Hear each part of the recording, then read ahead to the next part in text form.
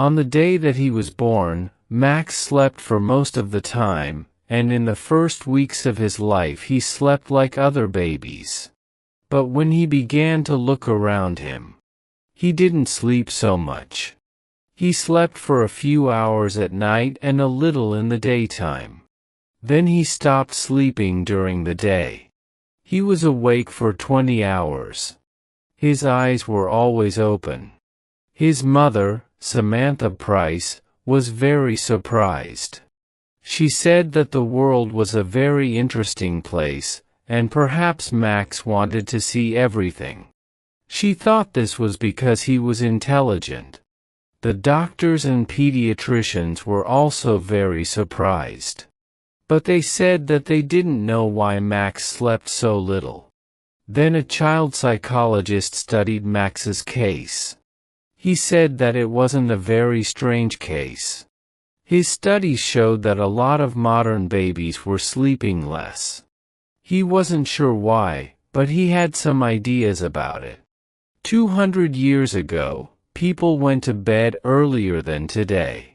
He told Samantha, generally life was slower in the past and people slept longer. They worked a lot and they didn't have much money. So they often stayed at home after work and went to bed when it got dark. You see, there was no television and there weren't any electric lights. Electric light is different from candle light. It is brighter and it keeps you awake. Babies are influenced in mysterious ways by the world. And if the world is fast, noisy and bright, and if people often go to bed very late, babies will feel this and they won't sleep so much. Are you sure, doctor? Samantha said. I think that Max doesn't sleep because he finds the world so interesting. He's very intelligent. Yes, that's possible, Mrs. Price, but it's true that our society is becoming more nocturnal. The psychologist's words surprised Samantha. She couldn't believe him. But when she told her husband Derek, he said, yes, it seems crazy, but our world is crazy. The psychologist may be right, but we'll see. Perhaps it will pass and Max will sleep like other babies. When Max was 5, the doctor said he was a hyperactive child. Every night Samantha tried to put him to bed at 8:30. But he wasn't sleepy. Samantha became angry. Derek was angry too. They shouted at Max and finally he went to bed at about 9:30. But he cried and he never fell asleep before 11 o'clock. Then he woke up between 4 and 5 in the morning and he wanted to play. Samantha and Derek were always tired and nervous. When Max was 8, he slept about 2 hours at night. Now Samantha and Derek went to bed while he continued to play quietly with his toys or his computer. He did lots of things to pass the time and he didn't often feel bored. He liked the electronic light of the TV or computer. He was always in the light. If he was in the dark for a while, he became nervous and depressed. It seemed that he needed light. I think he's a mutant, Derek said one day and he laughed, but he was half serious. What do you mean? Asked Samantha. Nature is trying to produce a new kind of human and Max is an experiment. Derek replied, laughing. He's a child of the future. When Max was a teenager, he was awake for most of the day. At night he went to discos or all-night parties. He watched videos or late-night films on TV and he listened to music. He went to school every day, but he didn't get up in the morning like other children. At school his friends were surprised because he wasn't sleepy and he worked hard. He liked learning new things and he read a lot of books. He wanted to know all about life and the world. When his friends asked him about this, he said, I want to understand everything. The world is a big, interesting place and life is short. We sleep too much. Sleep is a waste of time. Samantha and Derek were feeling better now because they usually slept well. Derek accepted Max's condition more than Samantha. He said it was true that Max was different, but in other ways he was normal. He liked sport, clothes, music, and girls. How can you say he's normal? Good Samantha. A normal person can't always live in the light of day or electricity. Normal people can't live without sleep. It's impossible. Max must sleep or one day he will die. One evening, Samantha put some strong sleeping tablets in Max's tea to see what would happen. When he began to look sleepy, she called Derek. "Look," she said excitedly. "He's going to fall asleep." Derek was surprised and happy. "That's wonderful. Perhaps he's normal after all." You wake him up." After about half an hour, Max opened his eyes. "What's happening?"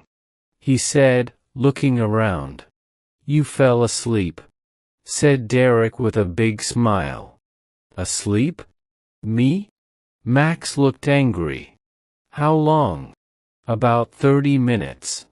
"Oh no, I don't want to sleep. There's too much to do and see in the world." "But how did I fall asleep?" Samantha said quietly. "I gave you some sleeping tablets." "You? What?" Derek shouted. "Give them to me, Mum," said Max. Samantha looked very unhappy. "Oh, you must sleep, Max. Why don't you sleep?" "I don't need it. When you sleep, you don't know anything. You can die in your sleep and you won't know about it. When you sleep, you can't see or hear anything. I don't like that. But everybody in the world sleeps, Max." "I know. But not me. I want to see, hear, and know. Now give the tablets to me, Mum." Slowly Samantha put the packet in his hand. But she couldn't stop herself. She was always thinking about Max's condition. One day, she wrote to a famous neurologist, who was an expert on sleep. Dr. Somaz answered her letter, asking if he could do some tests on Max. Max said yes. After the tests, Dr. Somaz said that Max's brain waves were different. His brain produces very strong alpha waves, the doctor explained. These are the normal waves when we are awake. But his brain doesn't produce any slow waves, which are normal when we are asleep. It's strange. I've never seen this before. "So he really doesn't need sleep?" asked Derek. "Sometimes, perhaps, just a little." "And he is a normal, healthy person?" Samantha asked. "Yes, he is. But there is a problem. Sleep restores the body. If the brain is always awake, the body is not renewed. And so it will get old, faster than normal." Samantha was looking at the doctor with big, frightened eyes. "Do you mean that Max will die young?" "I don't know, Mrs. Price. But it's possible. I would like to do some more tests." Dr. Somaz's tests showed that Max's body was getting old, faster than normal. He was 18, but he had the body of a man of 35. Samantha and Derek were shocked. "How long will he live?" Derek asked. "That's a very difficult question. And I don't know the answer." "Is there anything we can do, doctor?" Samantha cried. "How can we help him?" Dr. Somaz was silent for a moment. "Well, I know of a drug that can make him sleep. But it's a very strong drug. If he takes it for a long time, or if he takes an overdose, It will kill him. And it is addictive. With time, he will want more of it. Samantha and Derek said nothing. They only looked at each other, sadly. So if he takes this drug, he will live longer. Am I right? Said Derek. I'm not sure, Mr. Price. You see, he will be a drug addict. And the drug will kill him in the end. Oh, God. This is terrible, cried Samantha with big tears in her eyes. Which will kill him first? No sleep or the drug? Again, I can't be certain, replied Dr. Somas. I can only say that if my calculations are right, it seems probable that without sleep, he will die younger than if he takes the drug. After a silence, Derek said, we must tell poor Max all this, and he can decide what he wants to do. He won't take the drug, said Samantha, shaking her head. Are you sure? Asked Dr. Somas. Yes. He says he wants to stay awake. He wants to live with his eyes open. He told us that life is too short to sleep, because there is so much to learn and do. He will never take any drugs. But you and Mr. Price must tell him that it's better to take the drug. Dr. Somas said, when he understands the problem, perhaps he will decide to take it. That night, Samantha and Derek talked to Max. They told him the situation and said that Dr. Somas thought it would be better for him to take the drug. And what do you think? Max asked them. We agree with the doctor, said Derek. No, said Max. I won't take any drugs. Take your time, Max, said Derek. Think about it. The answer is no. I don't want to spend half my life sleeping in darkness. I prefer to live for a short time awake in the light. The world is a miracle, and I don't want to miss any of it. But Dr. Somas said you will be dead before you are 40, said Samantha, beginning to cry. Max smiled. The number of years I live is not important. How I live is more important. What I do and what I am is more important. Samantha was very unhappy. Oh, Max, my darling boy, please take the drug. I'm sorry, Mum, but I can't. Then Max smiled. Will you excuse me now? If I'm going to die young, I haven't got much time. So Max continued to work and play and live fast. But he lived a quiet, clean life. He didn't smoke or drink alcohol, and he didn't eat too much. He didn't worry about small things. He didn't think about money. And he didn't waste time. He traveled a lot and looked carefully at the world and people. They interested him. And he studied hard. He was always bright and awake. He always wanted to learn new things. The medical experts said that Max's body and brain were not influenced by the diurnal rhythm, like every animal on Earth. I'm sure he's from another planet, laughed Derek. He liked Max's strange condition now. It was different. But Samantha didn't like it. She did everything possible to make Max normal. For years, only a few doctors and scientists knew about Max's condition. Samantha and Derek didn't tell anybody. It was a big secret. So Max lived quietly, and he was happy. When he left school, he got a job in a bank. Then he met a girl called Wendy, and they fell in love and got married. Max was 30 years old. He didn't tell Wendy about his condition, so she didn't know anything. But she began to notice things. And one day, she told Samantha that Max didn't sleep much. But he was never tired. The two women talked, and finally, Samantha told Wendy the secret. Wendy was shocked and amazed. Is Max really going to die before he's 40? Nobody knows. Dr. Soma said that if he lives quietly, he will probably live longer. But listen, Wendy, you must not tell anybody about this, not even your friends. Nobody must know. It's a big secret.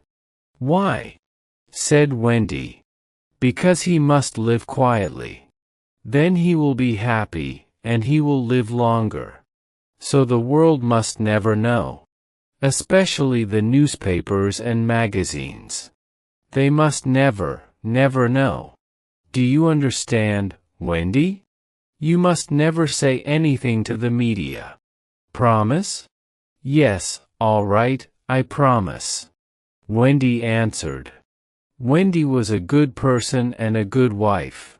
But she liked money, and she liked a lot of it. She loved spending money. So when she saw beautiful clothes in the shops, she was often angry because she couldn't buy them. Max didn't get a lot of money as a bank clerk. So Wendy began to think. She thought, I'm going to have a child soon. If Max dies before he is 40, what will happen to us? I must think about the future. One day she decided to speak to Max about it. At first he was angry because she knew his secret. Then he smiled. Wendy, my love, don't think about the future. We love each other and we are happy. That's very important. You see, nothing is certain. Perhaps I won't die young. But I promise that when I die, you will have enough money. But Wendy had a different idea. She thought about it for a few days. And then she went to the office of a big national newspaper and said that she wanted to tell them an incredible story. Of course she got thousands of pounds for the story. And when the world heard about Max, the world wanted him. America, Japan, Australia, Europe, interviews, articles, talk shows, documentaries. The public and the media were fascinated. In a few days Max became world famous, and Wendy became very rich. He tried to hide. He tried to escape from all the noise and attention. He ran away, but the media always found him. Samantha knew that this was a very bad thing for Max, and she was furious with Wendy. But it was too late. The TV journalists and personalities, the newspapers and magazines, followed him everywhere. The film directors offered him millions of dollars to appear in their films. Big film stars and rock singers wanted to meet him. Max became unhappy. He became ill. He didn't eat, and he got very thin. He lost his concentration, and he stopped working hard. He also lost his interest in the world, in people, in life. He didn't want to learn new things. He locked himself in his room and sat alone, night and day. And Wendy continued to spend the money. One day Samantha visited him, and she was shocked because he had changed a lot. He looked gray and tired. He looked old. His eyes were heavy, and there were dark shadows under them. Then while Samantha was talking to him, the impossible happened. He yawned. She couldn't believe her eyes. "Are you sleepy, Max?" she asked. "Yes, I want to sleep." And in a few moments, he was asleep. He slept for a few hours. But when he woke up, he was still tired. A few days later, he slept again. And then, little by little, he began to sleep like a normal person. "You sleep 8 hours a day now, Max?" Samantha said, frightened. "What's happening to you?" "I don't know." He replied, "I feel tired. I need to sleep." "But why?" Because I don't want to stay awake now. The world is boring. People are boring. It's better to sleep. When he fell asleep quickly, Samantha went home. She was very anxious and very unhappy. Now Max was beginning to sleep more than a normal person. He had no more bright energy. No more interest in life. He just seemed very tired. Now the public and the media were completely obsessed with Max. Photographers stood outside his house all day and night and took photos of Max when he yawned and when he was asleep. Every day, when he told reporters what Max was doing, for a fee, of course. All around the world, people knew what Max was doing every minute of the day. They tried to telephone him. They sent letters, telegrams, and presents. Samantha said to herself, if this continues, Max will die. It must stop. She thought about it day and night. And then one day, she decided to appear on a TV chat show. He's very ill, she said in the studio. You must all leave him alone. Why is he ill? The interviewer asked, is the drug killing him? No, he doesn't take any drugs, said Samantha angrily. It's you, the newspaper and TV people, and you, the public. You have destroyed his peace and his world with all your noise and gossip. You won't let him live quietly. He always lived in the light with his eyes open, but you have pulled him down into your darkness, and he has closed his eyes. You, the media and the public are killing Max with your stupidity. Leave him alone. The media and the public were very angry. Last day there was a lot of anger about it on the TV and in the newspapers. One newspaper article began, is Max Price's mother accusing us? He is saying that we, the people and the press, are destroying her son. But isn't he rich now? And isn't he famous?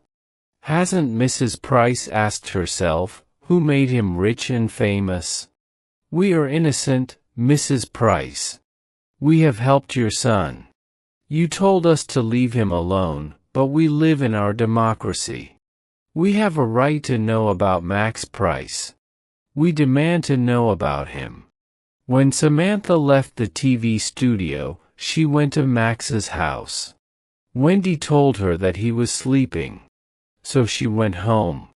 Next day Wendy phoned Samantha. I'm frightened, she said. Max is still sleeping. Please come. When Samantha arrived, there were reporters and photographers and 2 TV cameras outside the house. She pushed her way to the door and went in. Wendy was sitting on the sofa. She looked terrified. Why doesn't he wake up? She cried.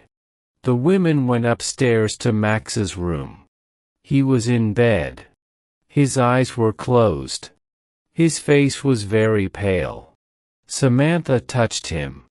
He is very cold, she said. Call Dr. Somas. Dr. Somas came and began to examine Max. Just then Derek arrived. There's a very big crowd outside, he said. Then he saw that the women were crying. He looked at Dr. Somas, who said to him, tell the people to go away. Max is dead. Last day, Max's death was big news all over the world. The newspapers, the magazines, and the TV news all had the same opinion. The boy who couldn't sleep has finally found eternal rest. As the doctors always said, he died before he was faulty. This shows that the people and the media are not responsible.